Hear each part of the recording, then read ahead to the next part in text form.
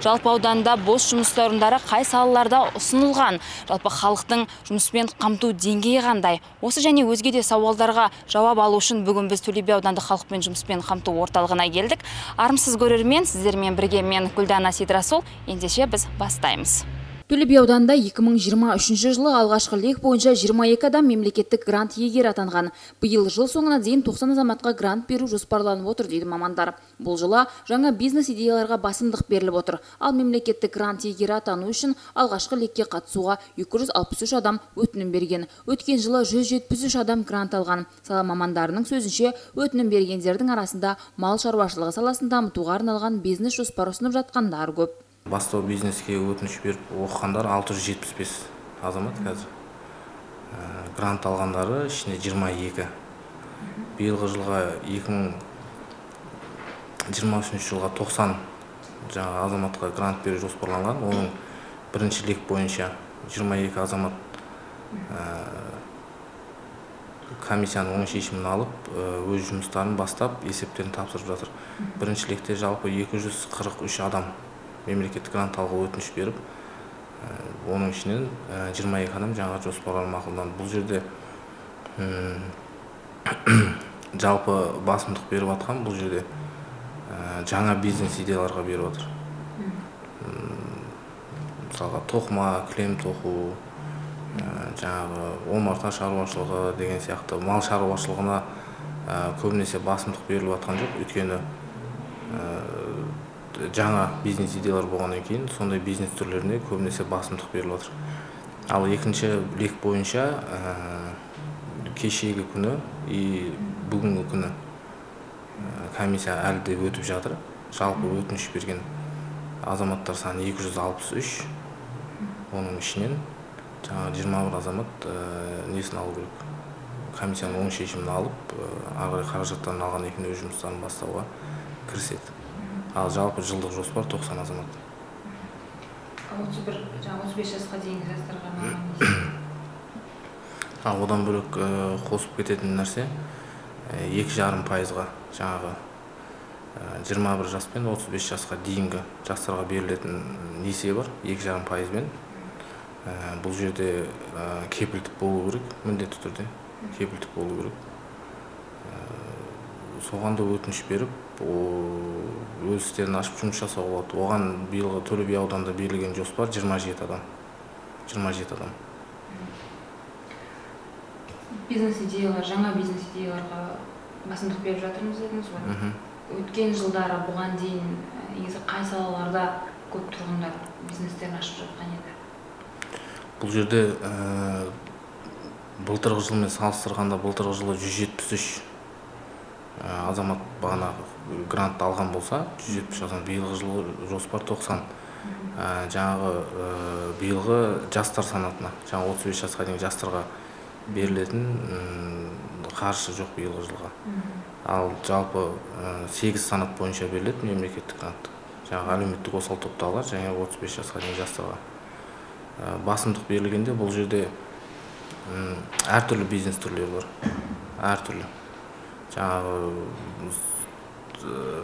қызмет көрсету, жаңағы салон ашып, жаңағы әсемдік салоны, сабын өндіру цехы, бағанағы клининговый компания дейміз ғой, жаңағы тазалық қызметін көрсету, одан кейін күбі өндірісі, жаңа полуфабрикат деген сияқты сол нәрсе. Бұл жерде мысалға қай жағынан көп тапсырып атқанда барлық түрлерінен көп. Основной мал шаруашылығына құжат тапсырып отқандар көп. Жаңа айтып өткендей, комиссия болған басымдық беріп отқан жоқ мал шаруашылығына. Былтырғы жыл мен биылғы жылы салыстырғанда, жалпылама жаңа мал шаруашылығы деп жатырмыз ғой. Мал шаруашылығы былтырғы жылы 60-ға жуық азамат мысалы мал шаруашылығын алған болса, не үшін мал шаруашылығына басымдық бермей жатыр? Неге халықтың уже қазір уже көздері ашық мал шаруашылығына өтініш беріп жатқан адамдар былтырғы жылда уже қатысып, мақұлданбаған азаматтар бар, олар уже жаңа бизнес жоспарларына келіп, уже халықтың көзқарасы дұрысталып жатыр. Бұл жерде мал шаруашылығына басымдық бермегенде, қалай түсіндірсек болады, мал шаруашылығына алған азаматтардың ары қарай өз бизнестерін ашып, жұмыс жасап кетуі қиын жағдай болып жатыр. Мысалға, Былтырғы жылы алдыңғы жылмен салыстырған кезде основной мал шаруашылығына барсаң, малдарын бизнес ашып кетуге қолайсыз болып тұр. Сол өзіміз жалпы Төле би ауданында мысалы мал шаруашылығымен барлығы айналысады ғой. Өзінің күнделікті жұмыс жасап жатқан жұмыстары, сол себепті ары қарай бизнес дамытып кетуге қиын болғандықтан бағана басымдық бермей жатыр. Жаңа бизнес идеяларға. Соларға басымдық беріп отыр. Былтыр 173 азамат жаңағы бастау бизнес бойынша грант алған болса, бұл жерде заңда көрсетілгендей 4-90-ға бөлініп, жаңағы есептерін тапсыру керек, міндетті тапсыруға. Жаңағы бірінші 3 айлықта, екінші 3 айлықта тапсыруға міндетті. Сол үшін біз былтырғы жылы 4 азамат жаңағы есептерін тапсырмаған. 4 азаматтың қаржысын қайтару бойынша жұмыстар жасап жатырмыз қазіргі таңда. Қолдарына ескерту хабарламаларын беріп, егер өз еріктерімен қайтарған жағдайда өз еріктерімен қайтарады, егер өз еріктерімен қайтармаған жағдайда сот тәртібінде қайтару жұмыстары жүргізіліп жатыр 4 азаматтың. Қанша айыппұл көрсетілген көзделген? Бұл жерде ешқандай айыппұл көрсетілмеген заңда. Жаңағы алған қаржыны мемлекет пайдасына құюға міндетті, егер жаңағы мақсатсыз жұмсаған болса. Биылғы грант алғандар бойынша ісін жүргізіп жатқандардың басым бөлігі қай салаға қызығушылық танытып отыр? Биылғы жылы жаңа 22 азамат алды дедік қой. 22 азаматтың ішінде былтырғы жылмен салыстырғанда биыл мүлде мал шаруашылығы жоқ, оның ішінде. Тек қана жаңа қызмет көрсету салалар. Жаңа айтып өткендей, кептірілген жеміс-жидек жасау, торт пісіру, одан кейін жаңа шлакоблок өндірісі, сабын өндіру цехын ашу, жалпылама айтқан кезде қызмет көрсету салалары бойынша.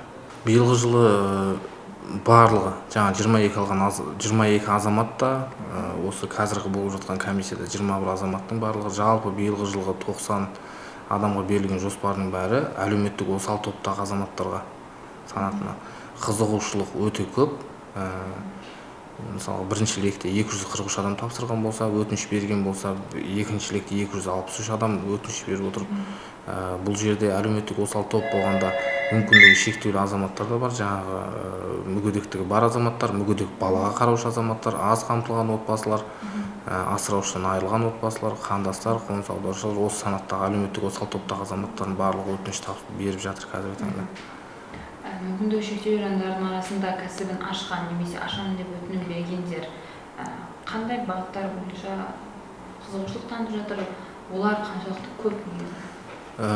Бізде биылғы жылда былтырғы жылмен салыстырған кезде жаңа әлеуметтік осал топтағы азаматтар, жаңа мүгедектігі бар азаматтар көбінесе олар өздерінің еңбекке қабілеттілігіне байланысты бизнес түрлерін таңдап отырады. Ол жерде мысалға тігінді айтып өтсек болады. Сол сияқты жаңағы себет жасау деген сияқты сондай бизнес түрлерін отырып жасайтын жұмыстарды таңдайды көбінесе, өздеріне қолайлы отырып жұмыс жасауға. Мүмкіндік бар ма? Мүмкіндік бар, иә. Айзат Омарова биыл наурыз айында бастау бизнес бағдарламасы арқылы 14 күн оқып алғашқы лектің жеңімпаздары қатарына кірді. Грант қаржысына, яғни 1.380.000 теңгеге кәсібін ары қарай дамыту үшін қағаз шығаратын соңғы үлгідегі принтер сатып алған. Кәсіпкер бүгінде балалардың ойлау, сөйлеу қабілеттерін дамытатын ойындар жасап шығарады. Төле би ауданында енді көптеген білім беру мекемелерімен жұмыс істегендіктен біз осы салаға қарай көңілді көп уақыт осыған бөлетін болдық. Қазір көріп тұрғаныңыздай осындай көрнекіліктерді бүкіл мектепке мен жолдасымен бірге жасап, балалардың тілін дамытатын, ойын дамытатын ойындар жасаймыз. Осы жұмыспен қамту арқылы осындай бағдарлама бар екенін біліп, мен осы көпбалалы ана ретінде барып консультация алдым, жұмыспен қамтудан барып, сосын маған еңбек KZ-ке тіркеп, мен өзім сол жердегі бүкіл сабақты оқып, 14 күн ішінде сертификат алып, ары қарай бизнес жоспарымды жазып, осы грантты ұтып жайым бар. Грант 1.380.000 болды. Мен соған үлкен широкоформатный дейді, орысша айтқанда, сондай принтер алдым.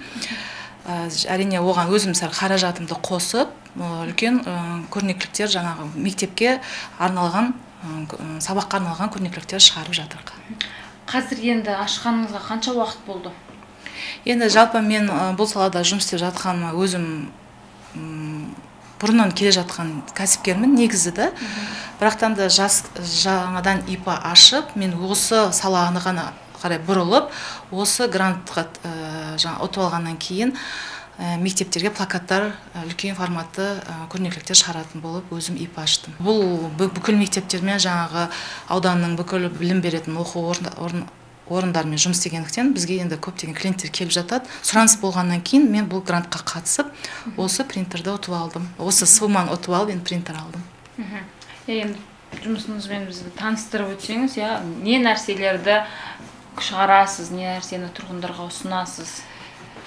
Енді мына жерде біз деген жаңа айтып кеткендей көптеген көрнекіліктер жасаймыз. Осындай бір жабыстырмалы ойындар жасап, басып шығарып, балаларға қызықты етіп, қолының моторикасын дамытатын, тіл байлығын дамытатын осындай көрнекіліктер жасаймыз. Менің жобамның ерекшелігі бұл көпке жарайтын ойындар, яғни бір ғана пайдаланып қана қоймай, және менің басқа ойындардан, басқа жасайтын адамдардан ерекшелігі, мен көбіне осы қазақ тілінде жасап жатам. Енді бұл жерде қазір мен 3 тілде жасалған ойындар бұл жерде енді. Артағы біз жаңағы көптеген ерекше балдармен жұмыс істейтін аналармен де жұмыс жасаймыз. Оларға бұл таптырмайтын ойындар, бұл каталогтардың көптеген жасап жатамыз. Көріп тұрғаныңызда енді бұл гранттың маған көптеген пайдасы тиді. Себебі бұл ондай үлкен принтерді біз бірден өйтіп ала алмас едік, ондай қаражатқа. Осы грантты ұтып алғаннан кейін үлкен, одан да біз расширяемся, үлкейіп жатыр қазір. Мына жақтан үлкейтіп, жаңағы помещениялар соғып, біз жұмысшыларды көбейтпекшіміз болашақта. Ал бұл құрал жабдықтардың, көрнекіліктердің бағасы қаншалықты қолжетімді? Әрине, біз енді қазіргі таңда бұл ойындардың бағасын тиімді қылып жатыр. Себебі бастапқыда біз барын есептей келе, біздің ауданымыздың енді халқының жаңағы санына қарай, қалтасына көтеретін қылып, бұл бағалар біз тиімді қыламыз. Мысалы, мына ойындарды біз 500-ден сатып жатырық. Ал енді бұдан үлкендеу форматты ойындар бар, олар 800-ден 1000 теңгеден сатылып жатады.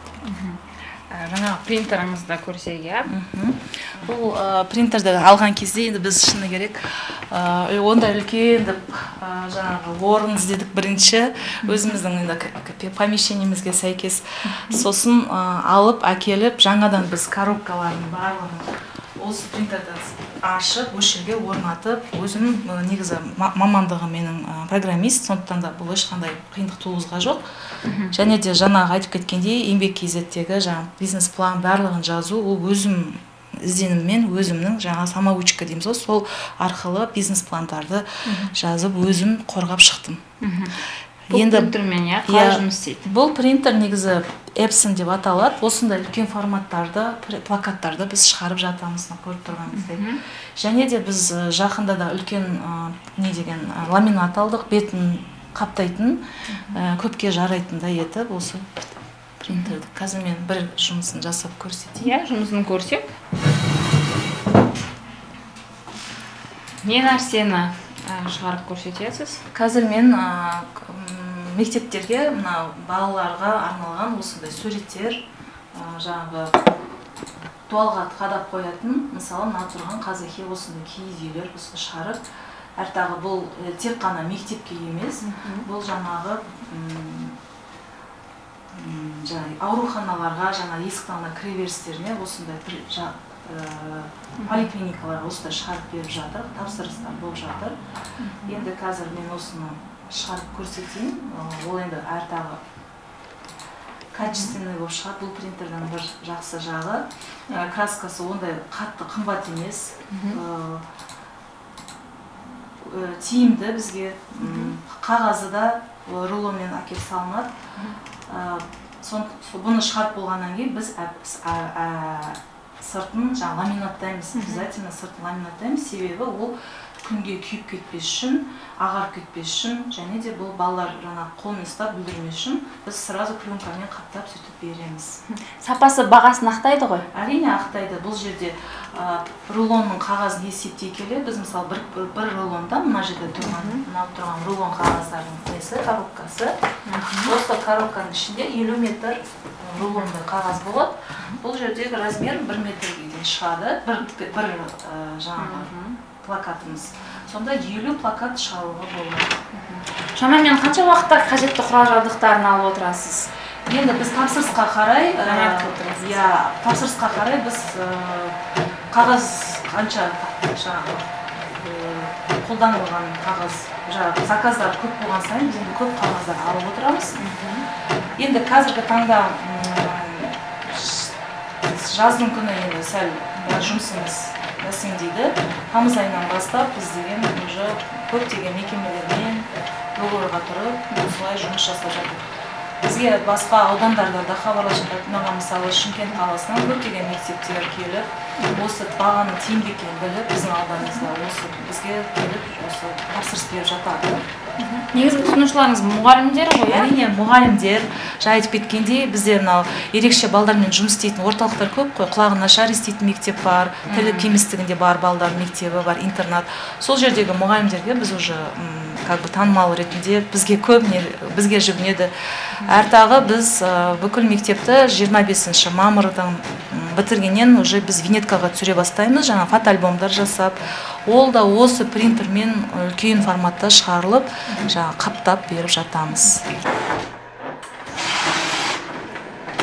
Принтердің қасиеті өзі шығарып, өзі түп-түзу кесіп береді. Осындай плакаттарды біз алдында тапсырыс алып, гаранттан барып, Шымкенттен барып бәрін шығаратынбыз. Ол кезде біздің ол тиімді емес еді, себебі ол жақта бағалар өте жоғары. Ал біз енді осындай парақтарды 2000-нан шығарамыз. Бізге өйткені біз өзіміздің помещение болғаннан кейін аренда төлемеген кейін бізге бағалар өте тиімді. Және жақында осы біз мынандай ламинат алдық, холодный ламинат дейді. Осы плакаттың сыртын қаптайды. Яғни Алматыдан біз тапсырыс беріп, осыны алдырттық.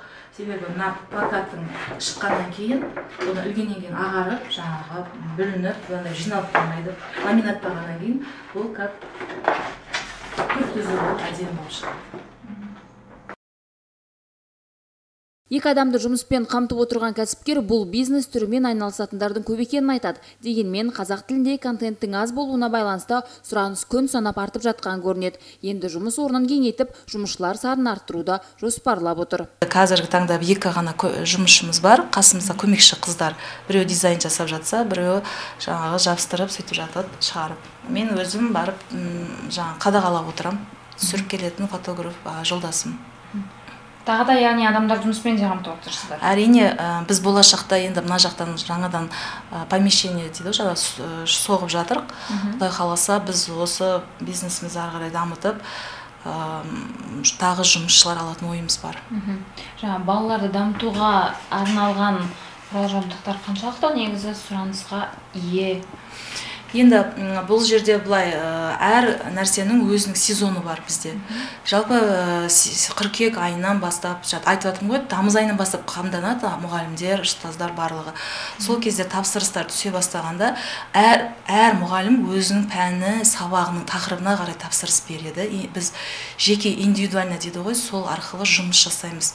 Мысалы бізге орыс тілі мұғалімдер келеді, шет тілі мұғалімдер де келіп жатады. Көлеміне қарай олар тапсырыс алыстан көрінетін қылып, үлкен қылып шығарып берші деп жатады. Соның барлық тапсырмаларды біз жаңағы бұлжытпай енді уақытылы орындауға тырысамыз. Енді біз айтып атады ғой жаңағы негізі ауданға келетін болсақ, жалпы орысша айтқанда сарафанный радио деген бар ғой, бірінен бірі біліп келіп жатады. Жалпы бүкіл мектеп менің винеткаға маған тапсырыс бергісі келеді. Алайда мен оның барлығын алған өзгінде мен ол кезде тамыз айына дейін жұмыс істеуім керек болады, сондықтан да көбіне отказ беріп жатамыз. Өткен жылы аудан бойынша мемлекеттік грант есебінен кәсібін ашып, дегенмен 90 сайынғы есептерін тапсырмаған 4 азаматтың қаржысын қайтару бойынша жұмыс жүргізіліп жатыр. Жауаптылар мониторинг жұмысы тұрақты түрде жүретінін айтады. Жалпы мемлекеттік грант алуға өтінім бергендердің ішінде кептірілген жеміс-жидек жасау, кондитерлік өнімдер шығару, сабын өндіру цехы секілді шағын бизнес түрлеріне сұраныс артып отырған көрінеді.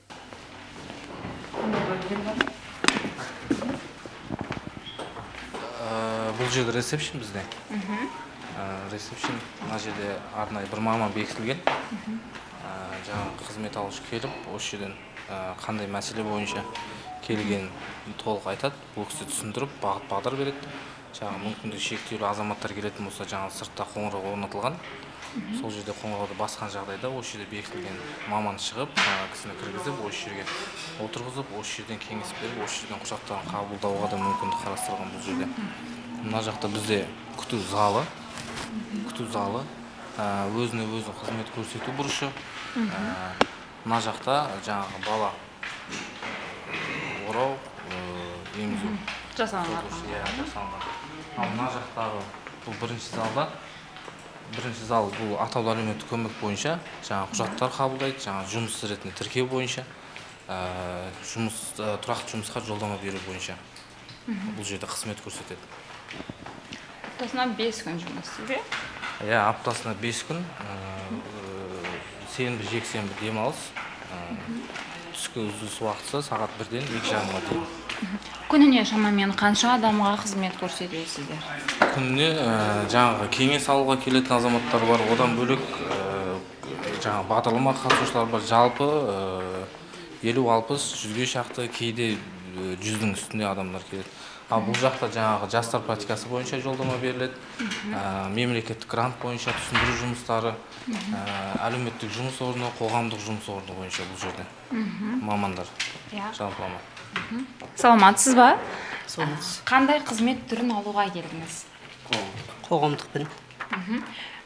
Қазір қандай процесс жүріп жатыр? Және жұмысқа көңіліңіз тола ма? Жұмысқа көңілім толады. Қандай? Төле би аудандық сотындамын. Жұмыспен қамту арқылы бардым да. Қазір жұмыс жасадым, 2 ай болды. Жұмысыңызға көңіліңіз тола ма? Иә. Бұл кісіге Төле би аудандық сотына вакансия жарияланған, сол жерге жолдама беріліп жатыр қазіргі таңда. Сол жарияланған вакансиясына сәйкес жолдамасын алып, жаңағыдай бұйрықтарын алып кеп берген жағдайда жұмыс жасауға толық негіз бар. Сіздерге келген кезде, қанша уақытқа созылады бір қызмет көрсету? Заң аясында белгіленген регламент бойынша 20 минутқа дейінгі адам қабылдаймыз. Дегенмен де 20 минутқа жеткізбестен 10 минут 5-10 минуттың арасында жіберіп тастаймыз, мүмкіндіктің барлығын. Күніне қанша адамға қызмет көрсетеді? Күніне қызмет алушылардың келгеніне байланысты әр кезде әрқалай жолдама берілетін уақыттары болады. Сол уақыттарда күніне 100 адамнан да астам кездерде болады. Рахмет. Сәттілік жұмыстарыңызға. Ары қарай еттік. Қанша бөлім қызмет көрсетеді жалпы? Бір бөлім басшысы бар, бір орынбасар бар, жаңа директордың орынбасары. Одан бөлек айтып өтетін нәрсе, жаңа мүмкіндігі шектеулі азаматтарға арналған әжетханамыз барлығы толық жұмыс жасап тұр. Жаңағы 2 бөлім, 2 зал бізде жаңағы әлеуметтік қызмет көрсету, атаулы әлеуметтік көмек, бағдарлама жолдамалар беру үшін. Төле би ауданында 122.565 тұрғын бар. Оларды жұмыспен қамту іс-шаралары жүйелі жүргізіліп отырады. Бүгінде әлеуметтік жұмыс орны бойынша жоспар толық орындалды дейді аудандық халықты жұмыспен қамту орталығының басшысы. Қазіргі таңда өңірде 100-ден аса бос жұмыс орны бар, ал әр 90 сайын бос жұмыс орындары жәрмеңкесі өтіп отырады. Алғашқы жұмыс орны алдыңғы жылы, былтырғы жылмен салыстырғанда 29 жасқа дейінгі жастар еді ғой. Жаңа биылғы жылы ауысуына байланысты 35 жасқа дейінгі жастар, жаңа нет санатына жастар, жұмыс тәжірибесі жоқ, жаңа мамандық жоқ азаматтарды жұмысқа жолдау мақсатында. Бұл біздегі бағдарламалардың барлығы жаңа жеке кәсіпкерлерге, шаруа қожалықтарына жіберуге болады. Жаңа одан басқа да мекемелерге жіберуге болады. Бұл жерде басымдық мысалға бір ғана мекемеге или болмаса бағана государственный мекеме болу керек деген сияқты ондай нәрсе жоқ. Бұл жерде үлесі бар. Жаңағы жеке сектордың үлесі бар. Жеке секторге де мысалға екеуімен тең дәрежеде екеуін қамтылу керек. Қазіргі басымдық көбірек жолданғандар, көбірек басымдықпен жолданғандар жаңа жеке шаруа қожалықтарына сол бойынша жолданған азаматтар. Біз қаржысын төлейміз. Біз қаржысын төлегеннен кейін, келісімшарт аяқталғаннан кейін жаңағы мекемеге тұрақты жұмысқа кіру керек міндетті түрде. Жаңағы біз жолдаған частный болсын, жаңағы басқа мекеме болсын, тұрақты жұмысқа алып қалу керек міндетті түрде. Жастар практикасы туралы айтып өтіңізші, жастардың белсенділігі қандай? Жалпы жастардың жұмысқа тұрудағы қызметке деген белсенділігі қандай? Осы бағдарламадан бөлек. Жастар практикасы бойынша айтып өтетін болсақ, жоспар 625, биылғы жоспар. Соны орындап шығуға тырысамыз. Ал жалпылама енді осы биыл бітіріп жатыр ғой. Жаңа оқу орнын бітірушілер биыл бітіріп жатыр. Биыл бітіргеннен кейін жаңағы мекемелеріне оқу дипломын сәйкес келетін мекемеге сол бойынша жолдама береміз. Бұл жерде жаңа 35 жасқа дейін жастар дипломы 3 жылдан аспаған болу керек, жұмыс тәжірибесі болмаған болу керек. Сондай азаматтарды біз жастар практикасымен жолдама береміз.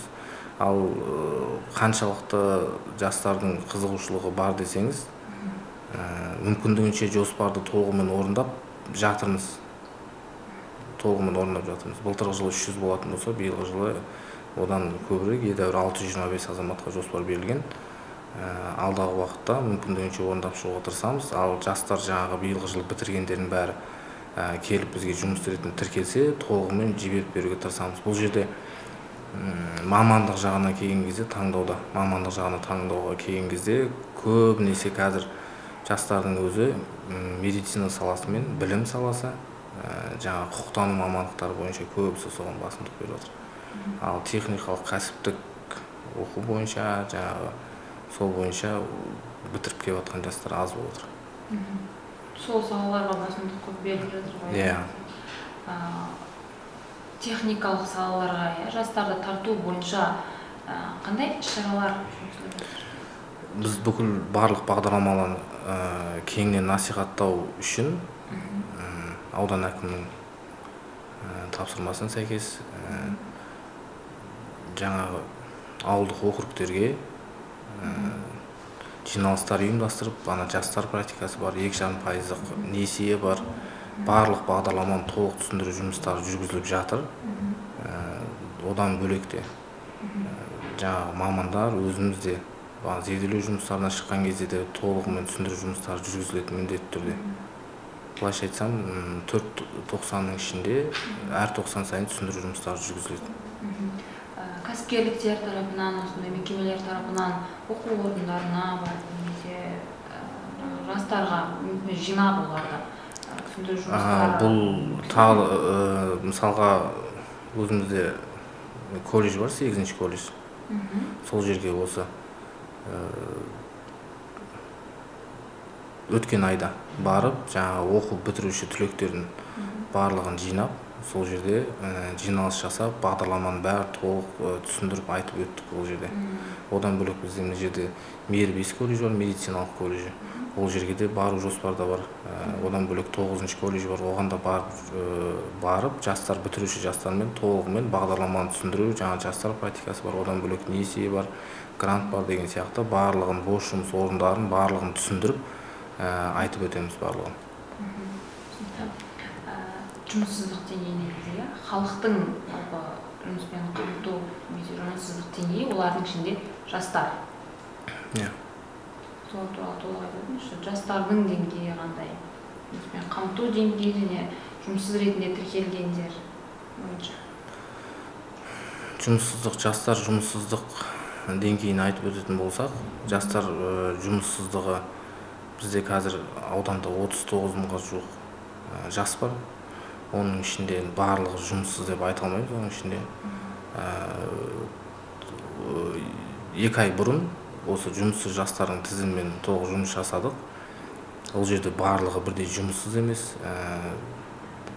Шет жақтан, жаңағы Астана қаласында шет жақта жұмыс жасап жүргендері де бар. Осы ауданда жүріп жұмыс жасап жүріп, бірақ жаңағы еңбек шарты түзілмеген азаматтар бар. Барлығымен аралап шығып, жаңа жастар орталығымен бірлесіп, жастар орталығының басшысымен бірлесіп, жаңа түсіндіру жұмыстарына шыққан кезде ауылға аралап, жаңа жастарды шақырып, соларға түсіндіру жұмыстары толық жүргізілді. Ал барынша бізде қай бағдарламада болсын, жаңа 35 жасқа дейін жастардың үлесі бар. Сол бойынша жоспарлар толық орындап жұмыс жасап жатырмыз қазіргі таңда. Мысалға қоғамдық жұмысты алатын болсақ та, әлеуметтік жұмысты, жастар практикасы, онсыз да жастар жаңағы мемлекеттік грантта ғана биылғы жылы ол санат жоқ, бірақ барлығында жастар бар. Жастардың жоспарын толығымен орындап, барынша жұмыссыздық деңгейін төмендетуге тырысып жатырмыз. Жұмыссызға ретінде тіркелген азаматтардың барлығын шақырып, бос жұмыс орындарын ұсынып жатырмыз барлығына. Қазір бізде Төле би ауданында 100-ден аса бос жұмыс орны бар, сол бос жұмыс орындарын ұсынамыз. Ол болмаған жағдайда жаңағы уақытша жұмыс орындарын ұсынамыз. Көп жастар істегісі келмейді. Жаңағы жастар практикасының айлығы мысалға қолдарына 80 мыңның үстінде алады. Оны мардымсыз деп қарай ма, одан қарағанда шет жақта жұмыс жасағанды көбірек ақша табуға сол жақтарға кетіп жатады. Мүмкіндігінше қызығушылығы бар, жұмыс жасаймын деген жастар болатын болса, барлығын жіберіп жатырмыз. Енді бос жұмыс орындар жәрмеңкесі өткізіліп отыра ма? Бос жұмыс орындар жәрмеңкесі жылда қалмай өткізіліп отырады. Облыс деңгейінде де, аудан деңгейінде де, барлық аудандарда өзі жоспарланған жоспар бар. Сол жоспарға сәйкес жұмыстар жүргізіп жатамыз жыл сайын. Биылғы жылы да бағана белгіленген не бойынша апрель айында, сәуір айында бағана бос жұмыс орындар жәрмеңкесі өтті. Ол бойынша барлық мекемелерден бос жұмыс орындарын жинау жұмыстарын жүргізіп, халықты толығымен шақырып, алдын ала жаңа Фейсбукқа, әлеуметтік желіге сол бойынша хабарламалар беріліп, жаңағы бос жұмыс орындарын беріп отқан мекемелердің жаңа кадр қызметкерлерін шақырып, кейбір мекемелердің басшысы келеді. Сол бойынша барлықтарын шақырып, бос жұмыс орны жәрмеңкесін өткіземіз. Алдағы уақытта да өткізетін боламыз. Орталық 2021-2025 жылдарға арналған ұлттық жоба аясында жұмыс атқарады. Барлық мемлекеттік бағдарламалар лайықты деңгейде қолға алынып, жоспар бойынша жүзеге асып келеді. Жауаптылар жастардың жұмысқа орналасуға деген ынтасының жоғары екенін атап өтті. Ал екі қолға бір күрек тауып беруге тырысатын орталық мамандары бүгінде техникалық салаларға сұраныс артты дейді. Бізде жалпы Төле би ауданында 122.565 халық бар. Оның ішінде біз нақты жұмыспен қамту орталығы 2021-2025 жылдарға арналған ұлттық жобасы аясында жұмыстар атқарамыз. Ол жерге нақтырақ айтып кететін болсақ, әлеуметтік жұмыс орындары бар, жаңа жастар практикасы, қоғамдық жұмыс, күміс жас жобасы, алғашқы жұмыс орны бар. Сонымен қоса мемлекеттік грант, бастау бизнес жаңадан ісін ашып жұмыс жасаймын деген азаматтар мен азаматшаларға берілетін мемлекеттік грант бар бұл жерде. Одан тағы да атаулы әлеуметтік көмектің құжаттарын, осы Ленгір қаласы бойынша атаулы әлеуметтік көмектің құжаттарын қабылдап, арқай жобасын дайындап, уәкілетті органға жіберу жұмыстарын жүргіземіз. Қазіргі таңда жеке тоқталып өтетін болсам, әлеуметтік жұмыс орны жоспар 200 болатын болса, қазір 271 азаматта уже жолдап, жоспар толығымен 100%-ға орындадық. Жастар практикасы бойынша да 625 орын жоспар. Оған да 51 азаматты жолдадық. Одан бөлек былтырғы жылмен 200-ге жуық жастар практикасымен қатысқан азамат пен азаматшалар бар. Жаңағы переходящий дейміз ғой, переходящий биылғы жылғы өткен. Ал қоғамдық жұмысқа жоспар 700 болатын болса, жалпы 916 адам жолдадық. Бұл жерде айтып кететін нәрсе, жаңа жоспар 700, жолданған 916 болатын. Бұл жерде кіретіні бар, шығатыны бар, солармен есептегенде солай есебімен көтеріледі бұл жерде. Алғашқы жұмыс орны жоспары 60, жолданғаны 72 күміс жас жобасынан 90 болатын болса, жолданғаны 122 адам. Былтырғы жыл мен биылғы жылды салыстырғанда күміс жас жобасына уже адамдардың келіп қатысуға жаңа сұранысы былтырғы жыл мен биылғы жылға салыстырғанда уже көбірек. Былтырғы жылы жаңадан басталған бағдарлама болғаннан кейін көп адамдар жаңа түсінбеді, білмеді. Ал биылғы жылы уже күміс жас жобасы бойынша өтініш беріп, жаңа бағдарламаға қатысу үшін өтініш беріп отқан адамдар көп. Бұл жерде өздеріңізге белгілі, күміс жас жобасы жаңағы зейнет жасына жақындаған азаматтар жұмысқа жолданады. Бізде жұмыспен қамту орталығында бізде барлығы 100% электронды түрде қабылдаймыз құжаттардың бәрін. Атаулы әлеуметтік көмек болсын, бағдарламалар бойынша барлығына. Одан кейін азаматтар өздері үйінде де отырып, жаңа еңбек KZ-ге кіріп, сол жерден бос жұмыс орындарын көріп, сол жерден жаңа жұмыстарды көріп бізге келсе, артық құжат сұратпаймыз. Етістік ключпен, егер өзі істей алатын болса, өзін қызмет көрсету бұрыш бар. Өзі істей алмайтын болса, мамандар жәрдем береді. Барлығы толық 100% электронды түрде қабылданады құжаттардың барлығы. Келіп қызмет түрлерін алып жатқан тұрғындарды да көрдік. Қандай қызмет түрлері келіп алады? Енді қазір бағдарламаның барлығы 100% электронды түрде қабылданады құжаттардың бәрі, бірақ алайда арасында қай бағдарламаны алатын болсақ та, енді халықтың көзі ашық барлығының, бірақ түсінбейтін тұстары бар. Келіп қызмет алады, барлығына қызмет көрсетеміз. Биылғы жылы 3949 азаматта жаңа уақытша жұмыс орны бар, тұрақты жұмыс орны бар, мемлекеттік грант бар. Сол жоспарды орындау мақсатында жұмыс жасаймыз. Қазіргі таңға осы жарты жылдық көлемінде қазір 2978 адам жаңа уақытша жұмыс орындарымен грант берумен жаңа бағдарламаға қатысу бойынша жұмыстар жасадық. Қазіргі пайызымыз 75%-ға орындадық қазіргі 6 айлық деңгеймен. Толық жылмен 100% орындауға тырысамыз. Бізде бұл жерде жоспарлар тек қана сол бағдарламаларды 100% орындап, бағдарламаларды құр орындап шығу емес, бұл жерде жаңа жұмыссыздық деңгейін азайту, өзіңіз айтқандай жастардың жұмыссыздық деңгейін азайту бойынша жұмыстар жасап, барлық жоспар 100%-мен орындап шығамыз. Аудан бойынша өзін жұмыспен қамтып отырғандар, мысалға бізге келгендер, жаңа өз бизнесін ашқан азаматтарды айтсақ болады. Мысалға былтырғы жылы 173 азамат алған болса, оның ішінен 4 азамат жаңа есебін тапсырмау үшін қаржы қайтару жұмыстарын жүргізіп отыр. Одан бөлек 169 адам толығымен жаңа жеке шаруаларын бастап, жаңа кәсіптерін бастап жұмыс жасап отыр. Біздің орталықта жалпы штаттық бірлік бойынша 36 қызметкер жұмыс атқарады.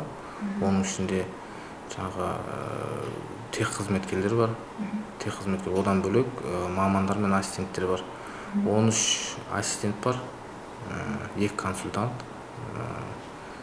8 маман бар. Жалпы қосқанда. Bir бөлім басшысы бар. Жалпы қызметкерлер, мамандар жеткілікті барлығы. Толық.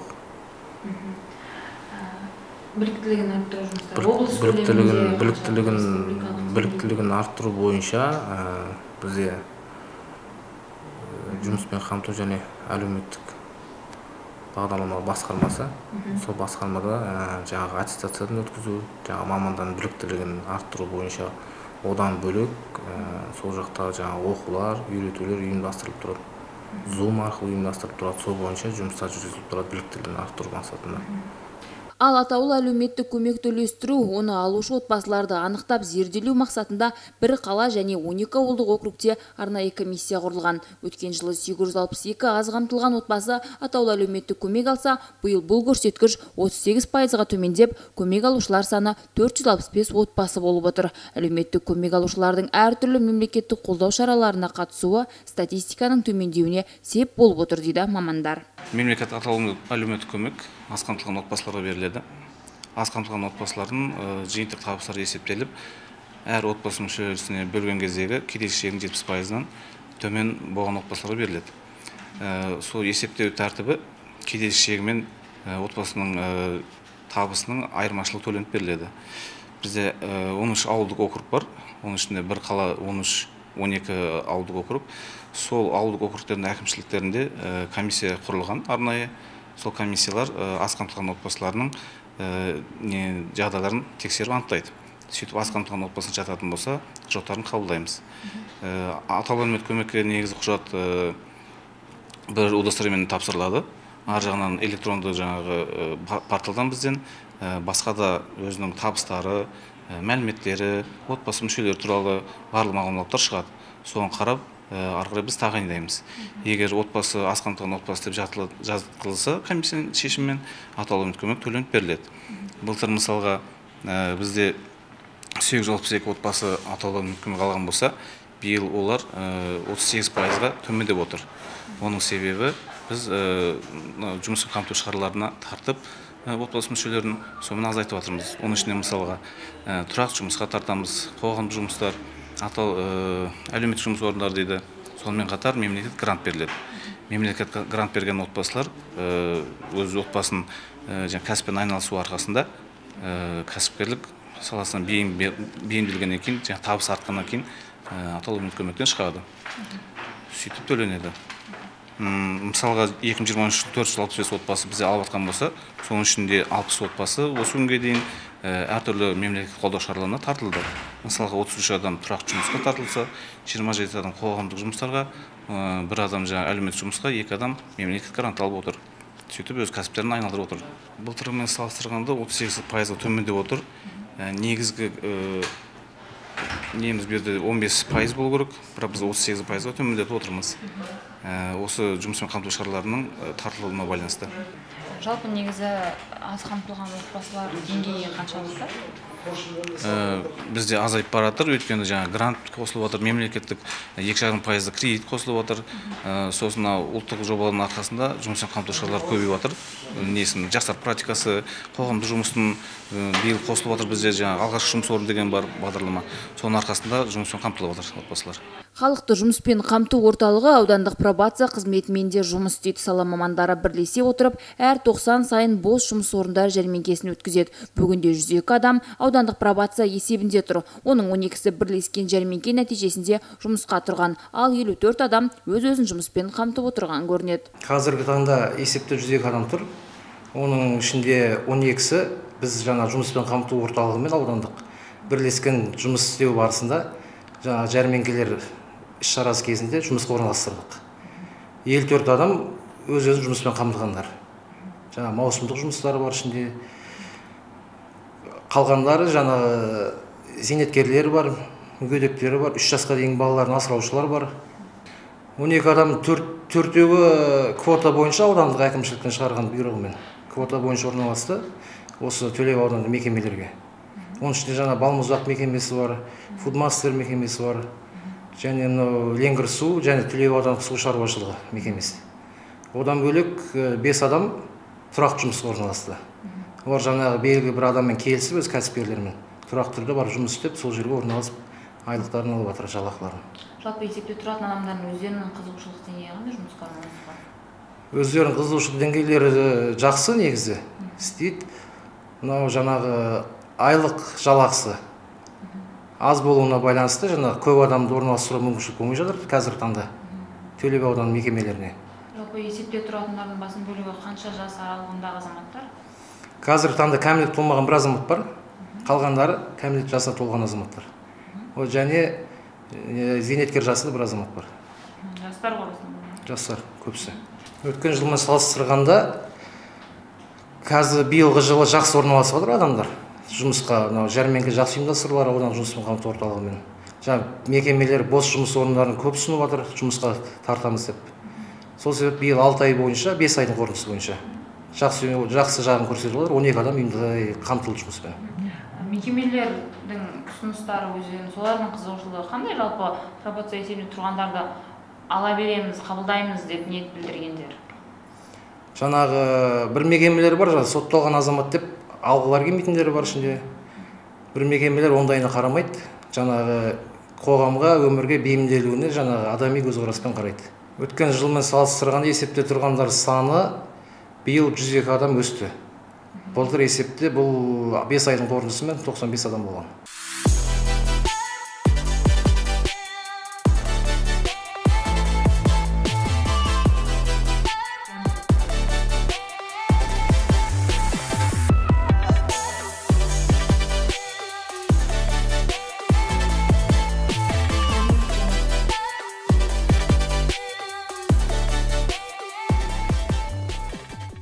Төле би ауданының тұрмыс тіршілігімен таныстық, халықтың жұмыспен қамту деңгейін білдік, тұрғындардың әлеуметтік жағдайын жақсарту мақсатында атқарылып жатқан жұмыстарды өз көзімізбен көрдік.